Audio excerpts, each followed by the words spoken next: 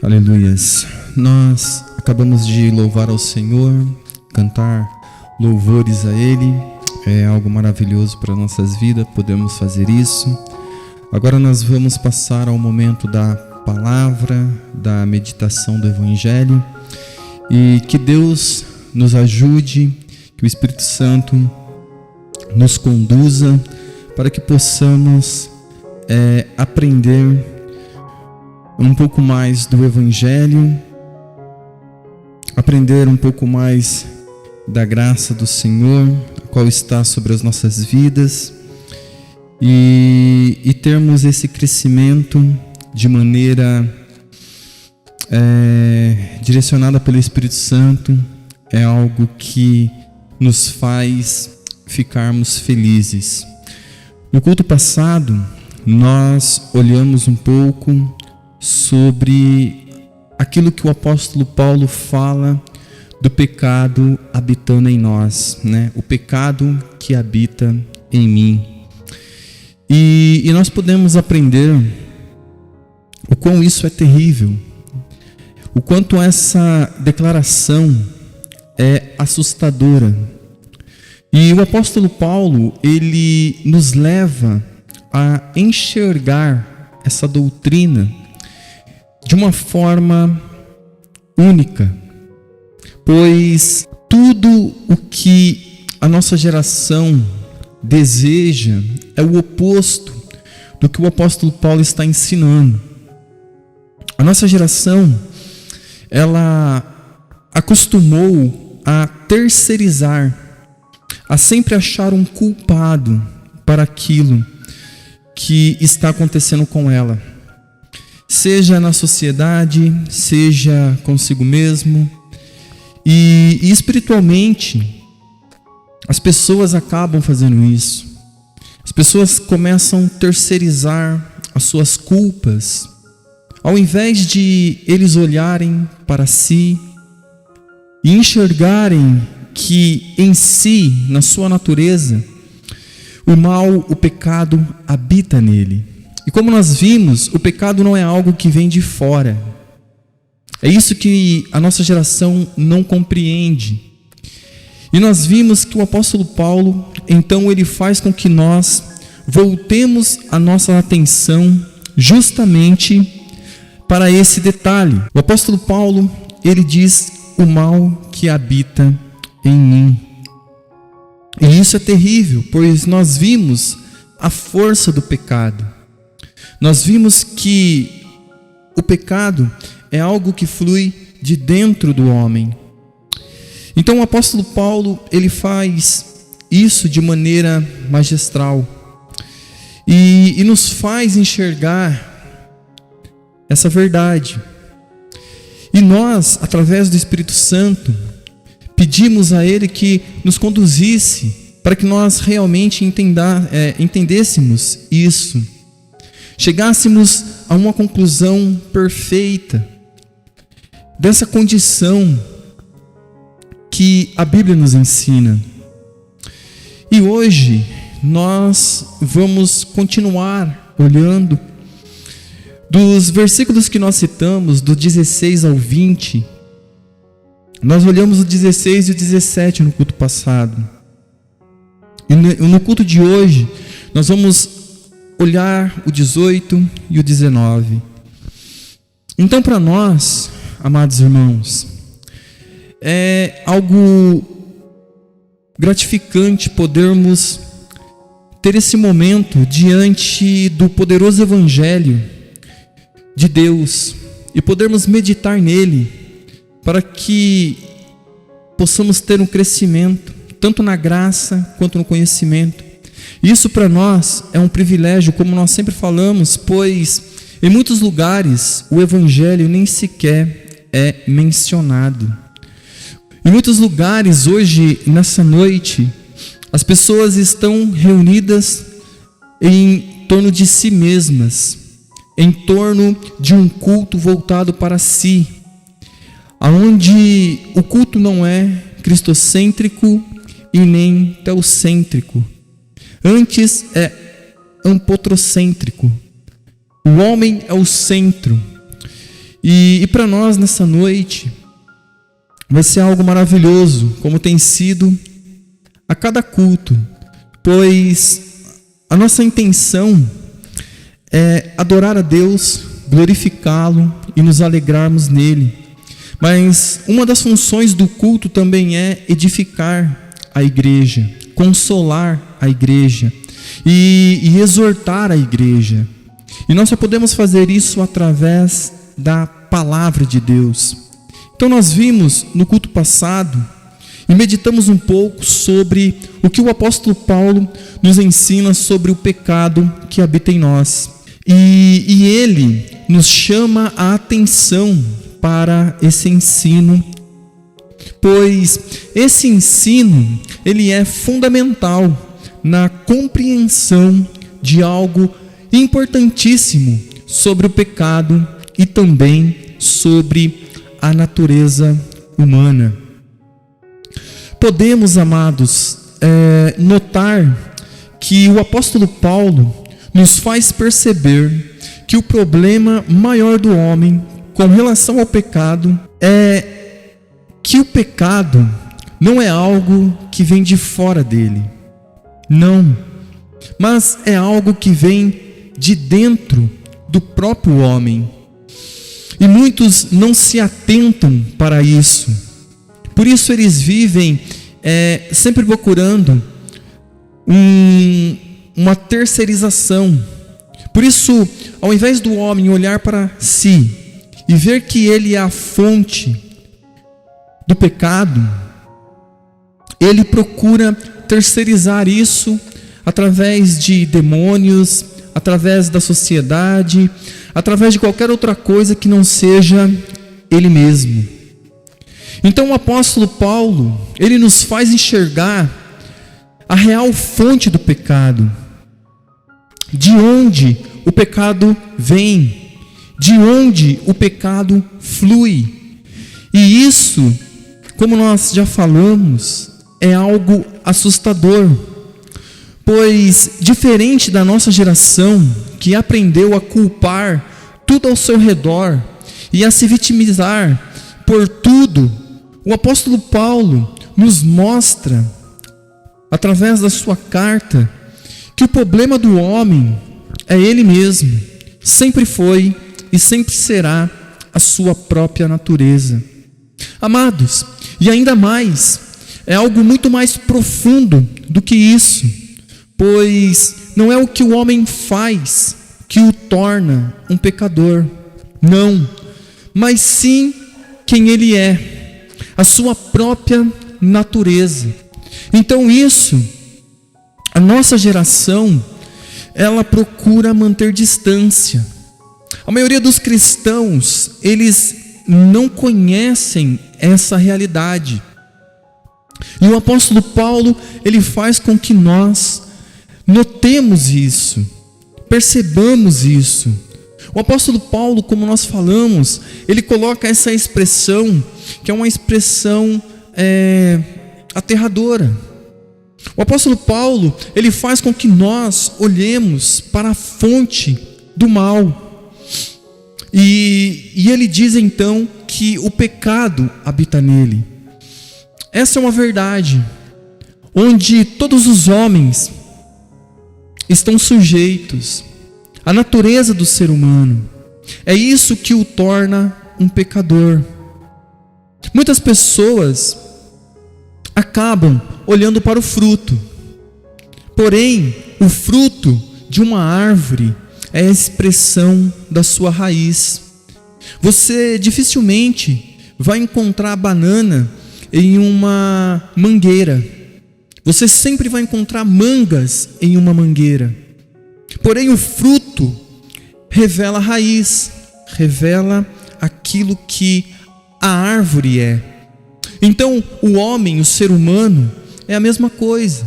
Quando nós vemos os pecados que são o fruto da nossa natureza caída, ela revela a raiz. E a raiz é a nossa natureza. A raiz é o nosso coração. Então, nós dificilmente vamos ter um fruto bom se não estivermos em Cristo Jesus, se não nascermos de novo. É por isso que o Evangelho, quando ele é pregado, a promessa do Evangelho é se tornar uma nova criatura. Não é uma melhora, não, mas é ser uma nova criatura. Uma nova criatura, amados, gerados pelo próprio Deus. É isso que ele diz. Não é da vontade do homem, não é da vontade da carne, não é da vontade do sangue, mas da vontade de Deus. E aqui, então, nós vemos Deus gerando de um pecador e fazendo desse pecador um filho seu, aonde a sua natureza é completamente mudada. Amados, e isso nos faz enxergar, então, a raiz, o problema, a fonte do homem, do mal do homem.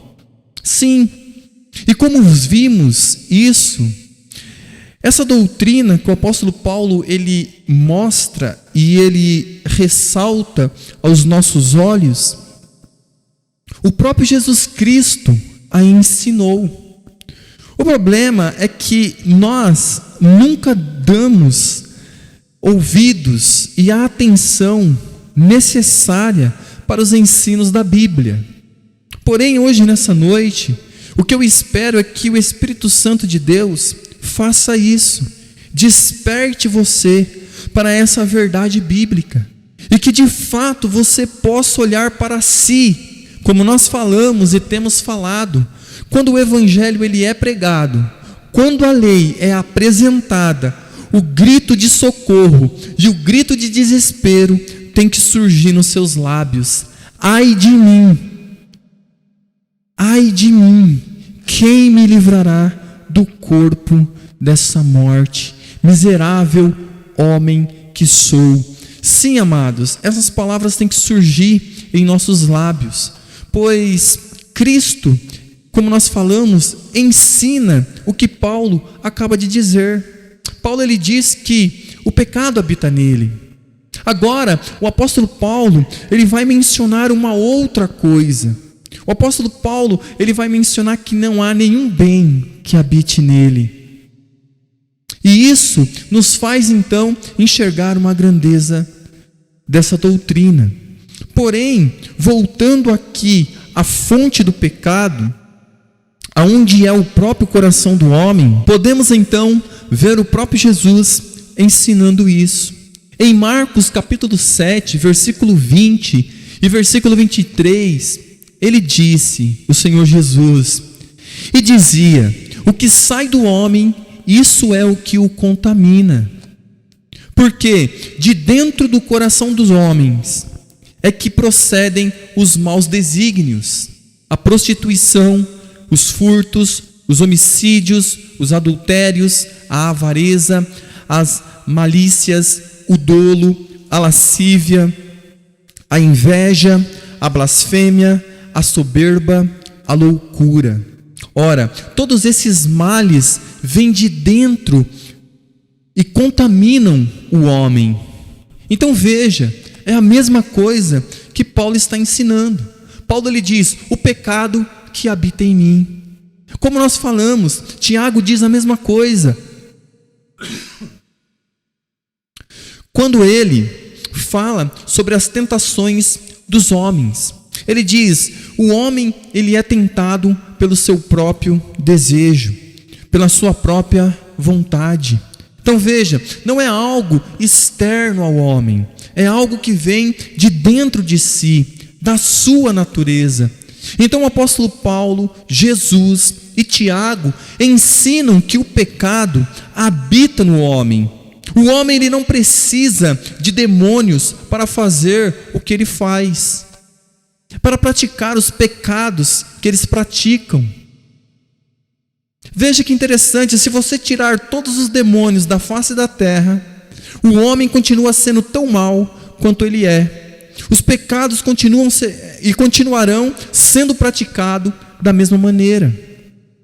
Todo aborto, toda mentira, toda traição, toda prostituição, todo homicídio, toda a avareza, todas as malícias, toda a lascívia, toda a inveja, toda a blasfêmia continuará existindo.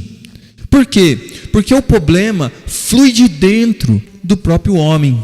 Sim, de dentro de um coração corrompido.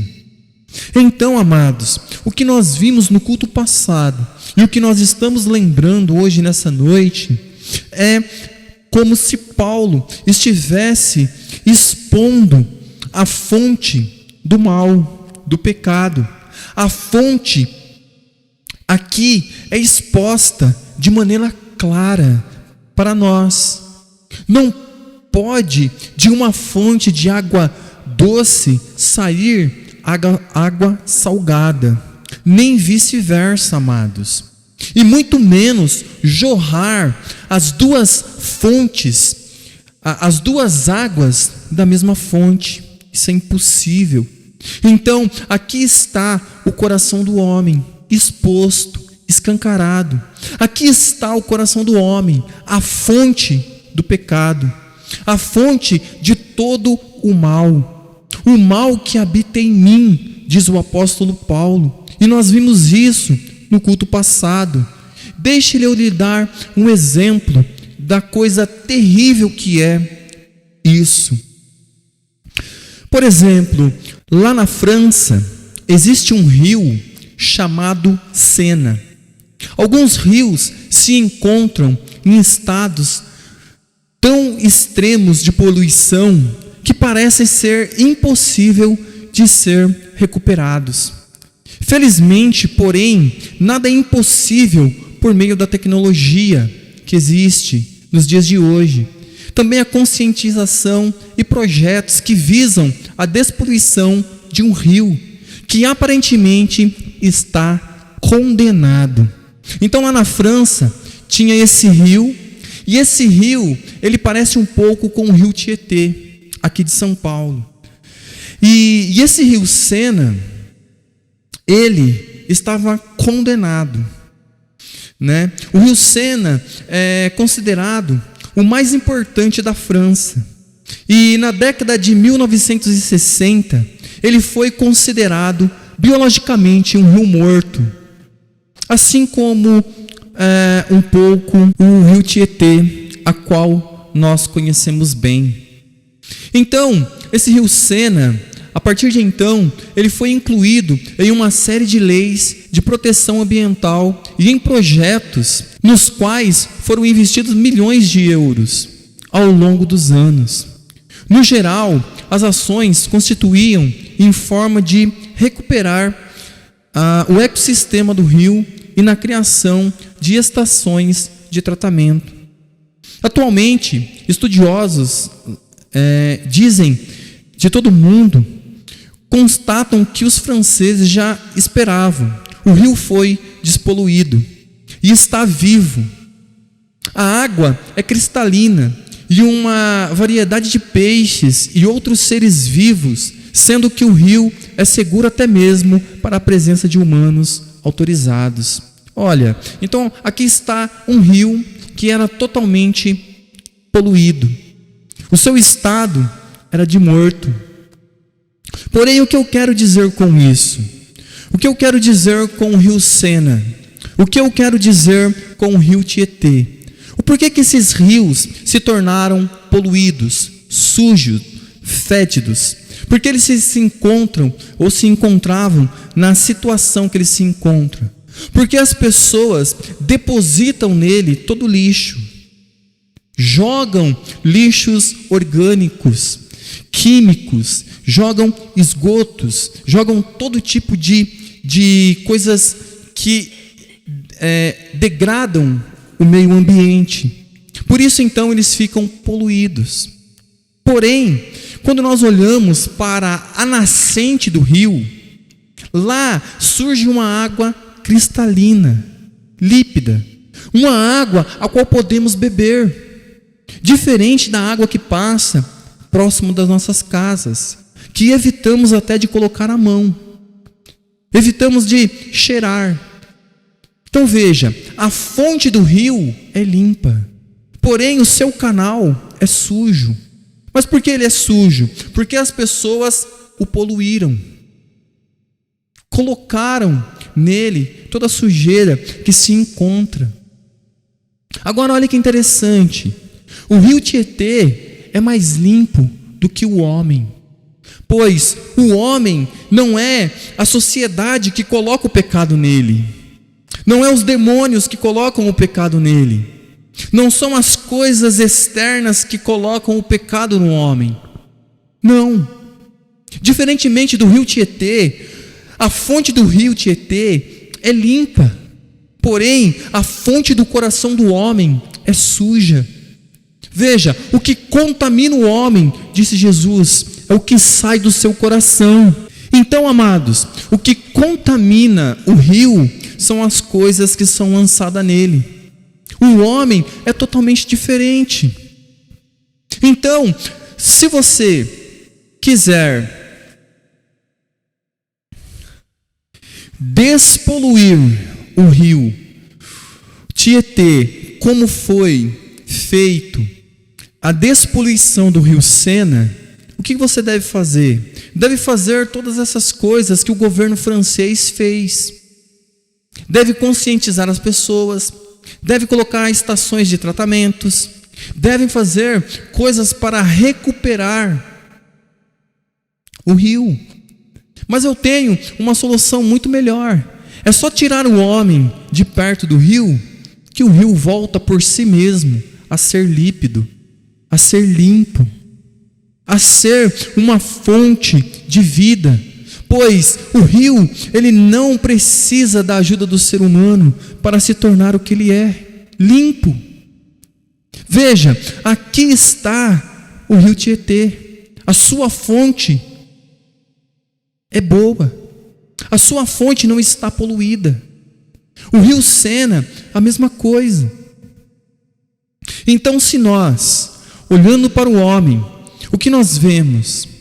Nós vemos que o homem, dentro de si, tem uma fonte que jorra pecado, que jorra adultério, que jorra malícia, que jorra mentira, que jorra blasfêmia. Veja, o próprio homem, sem ajuda de nenhum espírito, apenas ele si próprio. É isso que Jesus disse. Não é o que entra, mas é o que sai. É o que Paulo está dizendo. O pecado que habita em mim, na minha carne, na minha natureza. Então, olha que importante nós entendermos isso. A situação então do rio Tietê é 1000 vezes melhor, infinitamente, de qualquer homem carnal, longe de Deus, longe de Cristo. Pois o homem por si só, ele não pode se limpar, assim como o rio. Pois o rio, ele tem uma fonte limpa, que jorra água límpida. Porém o homem não tem essa fonte. Por isso que nós precisamos da fonte da água viva.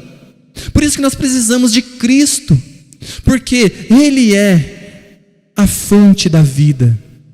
Por isso que Ele diz que jorrará de dentro de nós essa água viva. Por isso que Cristo, Ele faz isso em nós.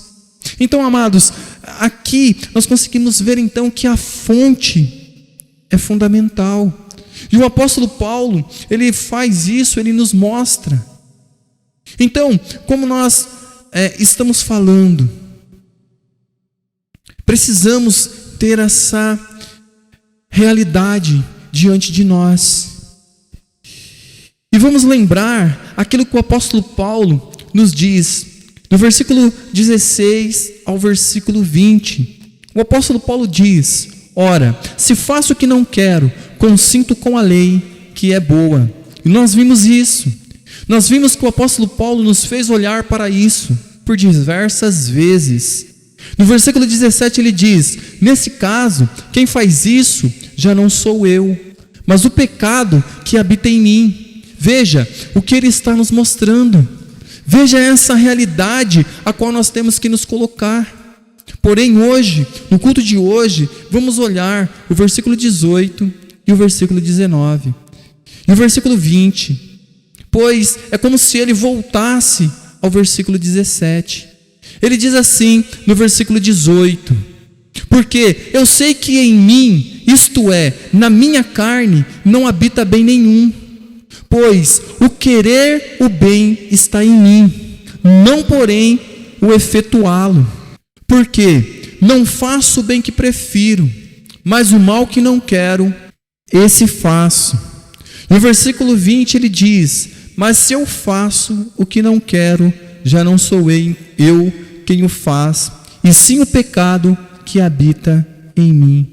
Aqui está, amados, aqui está essas declarações a qual nós temos que olhar com atenção, como nós temos feito até aqui, com todas as outras declarações e expressões e palavras. Nós vimos no culto passado ele dizer sobre a lei, que a lei é boa, que ele consentia com a lei. Depois nós vimos ele dizer e chamar a nossa atenção para essa verdade, que o pecado habita em mim. Porém hoje ele quer que nós continuemos a olhar, porque ele diz: porque eu sei que em mim, isto é, na minha carne, não habita bem nenhum, pois o querer o bem está em mim, não porém o efetuá-lo. Romanos 7, 16 ao 20, amados. Então, vamos continuar nessa noite a olhar o que o apóstolo Paulo ele quer nos dizer. Mas para que possamos ver o assunto com ainda maior clareza nessa noite, façamos um rápido exame dos versículos 18 ao 20. Porque estes versículos realmente não são nada mais, nada menos que uma extensa explicação da declaração registrada no versículo 17. Sim, amados, no versículo 17, o apóstolo Paulo fez uma declaração impressionante e chegou a uma estonteante conclusão. Por isso, ele acha necessário ampliá-la aqui. Ele passa a fazer isso nesses 3 versículos subsequentes. Sim, amados, veja a importância e a profundidade dessa doutrina, a qual o apóstolo Paulo nos faz olhar e nos faz conhecer. Primeiramente, amados, ele diz: por quê? Estabelecendo ligação com o que tinha acabado de dizer. Ele diz: porque eu sei que em mim, isto é, na minha carne, não habita bem algum. E com efeito, o querer está em mim, mas não consigo realizar este bem. Porque não faço o bem que quero, mas o mal que não quero, esse faço. Ora, se eu faço o que não quero, já não sou eu, mas o pecado que habita em mim. Ah, amados, no fim do versículo 20, ele retorna ao que tinha dito no versículo 17. Vocês perceberam isso? Vocês notaram o que o apóstolo Paulo fez? Vemos aqui a extrema dificuldade humana, a verdade com a qual o apóstolo está lutando. Digo isso mais uma vez, com o fim, amados, de animar aqueles que talvez estejam achando tudo isso muito difícil. Asseguro-lhes que eu mesmo a acho muito difícil. Esta é uma das passagens mais difíceis que alguém alguma vez recebeu a incumbência de explanar. E nós já falamos isso, amados. Daí as várias divergências sobre elas. Então, essa passagem do capítulo 7 é uma passagem complicada, difícil, e requer de nós todo cuidado, como nós já temos demonstrado. E nós temos feito isso vagarosamente, pois queremos evitar todo erro possível. Por isso, não temos pressa. Por isso, vamos vagarosamente. Não temos pressa em correr. Não temos pressa em olhar para trás sobre aquilo que já falamos. Como nós falamos, nós analisamos cada texto e assim vamos juntando um ao outro as nossas conclusões para que no fim possamos chegar a uma conclusão correta. Correta daquilo que o apóstolo Paulo ele está nos ensinando. Correta sobre a doutrina e as doutrinas que ele nos apresenta. Pois, como nós falamos, é um texto muito difícil e requer de nós muita diligência. Amados, vou mais longe. Acredito que até o apóstolo Paulo achava difícil essa parte. Talvez vocês me perguntem, como posso sugerir essa ideia? Faço isso, amados, porque vejo que ele inseriu uma explicação entre parênteses. Eu sei, diz ele, que em mim, isto é, na minha carne, não habita bem algum. Por quê? Ele usa os parênteses e introduz essa particular declaração explicativa. Conforme penso, foi porque ele sabia que quando os cristãos em Roma estivessem ouvindo alguém ler esta carta, lembre-se, algo muito importante, de que eles não tinham imprensa, como temos nos dias atuais. Alguém lia e os demais ouviam. Eles poderiam achar difícil seguir a argumentação com o repetido uso do eu. Por isso, procura ajudá-los a esclarecer o sentido do que ele diz. A declaração no versículo 17 é clara. Sim, para quem se dá o trabalho de procurar entendê-la. Mas o apóstolo Paulo, amados, era mestre prudente e também um mestre amoroso. Ele não toma isso como líquido e certo, e quer ajudar-nos, assim, dada a dificuldade de expressar em palavras o caráter extraordinário e complexo deste homem em pecado, a qual ele está descrevendo, principalmente depois de iluminado pela lei. O apóstolo Paulo, amados, agora explica brevemente o que ele quer dizer. A frase explicativa, entre parênteses, isto é, na minha carne, aqui é inserida para prevenir mal-entendido. Ele está desenvolvendo, amados, a ideia de dualidade introduzida nos versículos 16 e 17. Essa dualidade nós já vimos no culto anterior. Nos cultos anteriores podemos meditar sobre isso. Então o apóstolo nos faz esse favor. Ele nos ensina de maneira simples. Ele chama a nossa atenção para que possamos, ao ler a carta, ter uma real compreensão. Amados, pode ser que por um momento vocês achem que o apóstolo Paulo está tornando a confusão ainda mais confusa. Entretanto, que ninguém seja tolo o bastante para chegar ao ponto de se queixar da maneira de Paulo escrever. Este assunto é difícil, porque o pecado, amados, é difícil. Lidar com o pecado, com as consequências do pecado, dos danos que ele causou, é algo difícil. Por isso o apóstolo Paulo, ele vem minuciosamente tentando nos ensinar algo difícil, porque este assunto é difícil, porque esse assunto sobre o pecado é muito difícil. Uma das coisas terríveis que o pecado fez no Jardim do Éden lá no paraíso, era muito simples, enquanto não havia o pecado. Mas, no momento em que o pecado fez, quando entrou no mundo, foi introduzir complicações. Por isso que nós, o homem carnal, hoje não compreende as coisas do Espírito.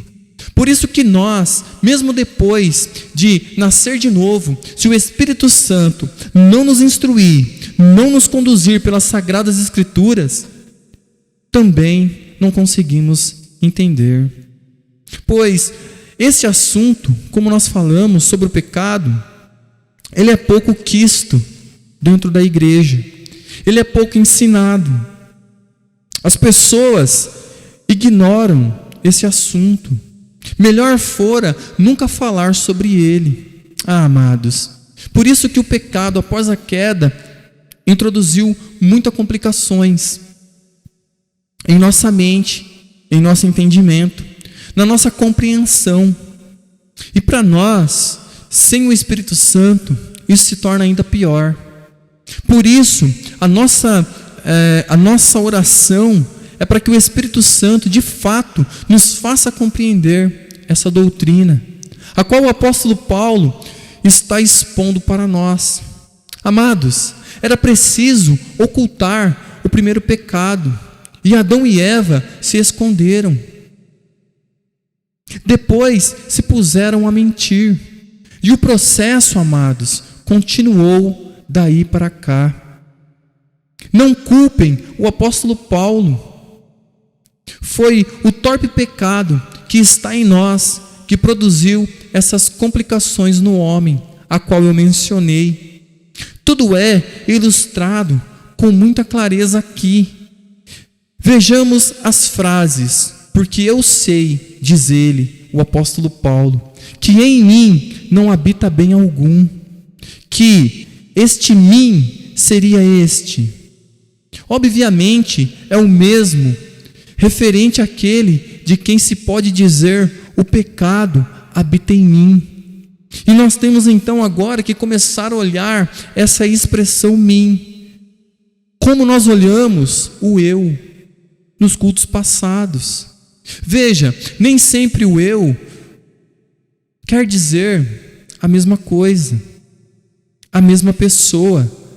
E aqui também a expressão mim, a palavra mim, não quer dizer a mesma pessoa.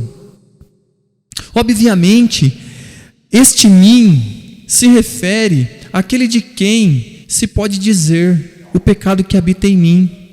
Aqui ele fala em carne. É a mesma coisa. Há um mim em que habita o pecado. Isso diz ele, é a minha carne. É a carne, como vimos muitas vezes anteriormente. É o homem que ele é o primeiro mim. Porque eu sei que em mim, diz o apóstolo Paulo, o eu que sabe isso é, de novo, a personalidade deste eu, que sabe disso. E o que ele sabe sobre este mim? Precisamos olhar, precisamos entender. O que ele sabe sobre este mim que está nele é que nele não habita bem nenhum. E essa é uma verdade que tem que saltar aos nossos olhos. O pecado que habita nele, sim, porém nenhum bem habita nele. Não há bem de espécime alguma nessa parte da personalidade deste homem. Este é o primeiro mim que aparece, e nós temos que entendê-lo. Agora, vamos adiante com o apóstolo Paulo, pois diz ele a seguir: e com efeito, o querer estar em mim. Será o mesmo mim que aparece aqui com o outro que nós acabamos de ver? Como o primeiro? Não pode ser, amados. Sabe por quê? Porque não pode ser? Por esta boa razão, que sobre o primeiro mim, ele já tinha dito que não há nada de bom nele. Veja como nós temos que a perceber todos os pequenos detalhes que estão no texto. Por isso que nós temos tanto tempo a meditar no Evangelho. Veja, um eu não é igual ao outro eu. E aqui o mim não é igual ao outro mim. O apóstolo Paulo, ele mesmo cita, porém, são coisas diferentes, coisas separadas. Amados, então aqui está essa boa razão, que sobre o primeiro mim, ele já tinha dito que não habita nada de bom nele, mas com relação a este mim, ele declara que o querer está presente com ele. Aí eu pergunto, querer o quê? Querer guardar a lei? Fazer o bem e agradar a Deus? Por isso, este mim que aparece agora e o primeiro não podem ser um só e o mesmo. Então, veja como é interessante quando nós estamos a ler a palavra de Deus. Veja como é interessante quando nós estamos expondo a palavra de Deus. Veja, talvez o leitor descuidado passe a pressas sobre esse detalhe. Talvez o leitor descuidado não faça essas perguntas, não note esses detalhes. Mas nós, o que estamos fazendo? Estamos buscando procurar entender minuciosamente aquilo que o apóstolo Paulo está ensinando. Por isso que para nós há diferença de um eu para o outro, de um mim para um outro mim. E isso é importante, pois no final, quando nós somarmos todas as provas, e quando nós chegarmos a uma conclusão, queremos chegar à mesma conclusão do apóstolo Paulo. Então, amados, nós podemos ver que um mim é diferente de um outro, que um eu é diferente de um outro eu. Pois nós vemos aqui que ele quer guardar a lei, ele quer fazer a vontade de Deus. Por isso, amados, este mim e o primeiro não podem e não são um só. O querer estar em mim, todavia, amados, no outro mim não há bem algum. Vocês perceberam isso? Vocês perceberam a sutileza de um para o outro? Neste mim, o texto é grande a quantidade de bem. Noutras palavras, este segundo mim é o mesmo eu do versículo 17, a qual nós lemos, que diz: agora já não sou eu quem faço isso. Este é o eu que consente com a lei, que é boa, que odeia o que é errado, que condena o que a lei condena, e no entanto o faz, e que se deleita na lei de Deus. Temos, pois, diferentes usos do mim nesse versículo. E vocês puderam anotar, vocês puderam perceber, amados. Por isso é importante para nós olharmos para o texto e ver os detalhes, nos alegrarmos com ele. Porque o apóstolo Paulo está dizendo: porque eu sei que em mim, isto é, na minha carne, não habita bem nenhum. Pois o querer, o bem, está em mim, não porém o efetuá-lo. Veja quão diferente é um do outro. Veja a importância de salientarmos essas verdades. Porque não faço o bem que prefiro, mas o mal que não quero, esse faço.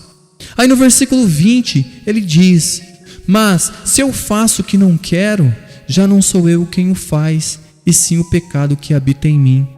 Então o apóstolo Paulo, amados, como nós falamos, ele mostra para nós essa doutrina gloriosa. O apóstolo Paulo, ele faz com que nós enxerguemos de maneira clara e nítida cada coisa, cada implicação. Por isso, é importante entendermos e nos apercebermos de cada detalhe. Então, amados, nessa noite, a minha oração e o meu intuito é que o Espírito Santo nos conduza, continue conduzindo por esse crescimento, que nós possamos avançar, que nos próximos cultos nós consigamos chegar agora nos próximos versículos, mas entendendo que cada detalhe é maravilhoso, pois o apóstolo Paulo, ele quer mostrar para nós esse conflito que nós falamos. O apóstolo Paulo, ele diz para nós que este homem queria fazer o bem, porém o pecado habitava nele. Veja, como nós falamos, ele aponta para a natureza, ele aponta para o ser caído, ele nos faz enxergar a profundidade e o poder do pecado. Por isso, nós precisamos ter essa, como eu posso dizer, ter essa sensibilidade ao ler a palavra de Deus, ao sentar diante dela. Pois o apóstolo Paulo, ele quer que nós enxerguemos cada detalhe, que nós nos alegremos, para que possamos de maneira madura lidar com o pecado. Veja, tudo isso o apóstolo Paulo está expondo para nós, para que haja em nós um crescimento na fé, para que nós possamos ser crentes maduros ao lidar com o pecado, e para que tenhamos uma visão correta sobre essa doutrina, para que nós possamos de maneira correta ensinar os próximos irmãos na fé. Pois, tendo então essa realidade exposta diante de nós, e o Espírito Santo nos ajudando e nos auxiliando nesse crescimento sobre essa doutrina, e entendermos então que o pecado flui de dentro de nós, e que nós então precisamos entender o que o apóstolo Paulo acabou de colocar diante dos nossos olhos. Amados, isso é maravilhoso. A minha oração sincera é que o Espírito Santo continue abrindo a nossa mente, o nosso entendimento, para podermos enxergar exatamente aquilo que o apóstolo Paulo está nos ensinando. Por isso, a palavra de Deus, ela é cheia de detalhes. Por isso a palavra de Deus, ela tem detalhes maravilhosos. E muitas das vezes queremos passar correndo, atropelar, queremos ter pressa e não precisamos. A única coisa que não precisamos ter diante da palavra de Deus é ter pressa, é sermos desatentos, é sermos descuidados, é não valorizarmos este momento de meditação, é não termos a sensibilidade do privilégio que nos é dado quando o Evangelho é ensinado para nós. Por isso, amado, quando nós vemos aqui o apóstolo Paulo trazendo cada detalhe, colocando e se preocupando com cada vírgula, com cada mim, com cada eu, com cada expressão, com cada palavra, não podemos ser tolos em criticar ele pela forma que ele escreve, pois ele é um mestre amoroso, como nós falamos. O apóstolo Paulo, movido pelo Espírito Santo, vê a importância de cada palavra que ele está colocando, e o Espírito Santo conduzindo ele. Isso para nós é maravilhoso. Amados, que hoje nessa noite nós possamos então sairmos daqui com o nosso coração alegre, que nós possamos verdadeiramente começarmos a dar o valor real a cada palavra, a cada vírgula, a cada expressão que o apóstolo Paulo se utilizou para explicar para nós essa doutrina tão profunda, tão rica, tão assustadora, mas tão importante, tão real e tão viva. Amados, hoje nessa noite, que nós possamos então, no próximo culto, avançar os próximos capítulos. E ao fazermos isso, amados, estaremos já entrando no capítulo 8. Pois essa divisão que ocorre, no original não ocorre. Então, nós vamos adentrar no capítulo 8, mas é como se o capítulo 8, os 2 primeiros versículos, estivessem no capítulo 7.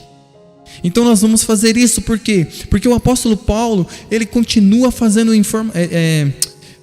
declarações ricas, declarações importantes, e é isso que nós vamos fazer, amados. Então vamos orar, vamos agradecer a Deus. Senhor, Pai amado, obrigado, Jesus, pela Tua palavra, que nós possamos, ó Deus, sair daqui cheios do Teu amor, cheios do Teu Evangelho. Obrigado, Deus, porque até aqui a Tua graça tem nos dado alegria. Obrigado, Deus, porque até aqui a Sua mão tem nos sustentado. Deus, que a Tua igreja, Pai, que a Tua igreja possa, dia após dia, crescer na graça e no conhecimento. E que nós possamos, ó Pai, estar cada vez mais sensíveis à Sua palavra. E que Teu Espírito Santo possa mostrar para nós esses detalhes que são ricos e importantes. Amém, Jesus. Amém, Jesus.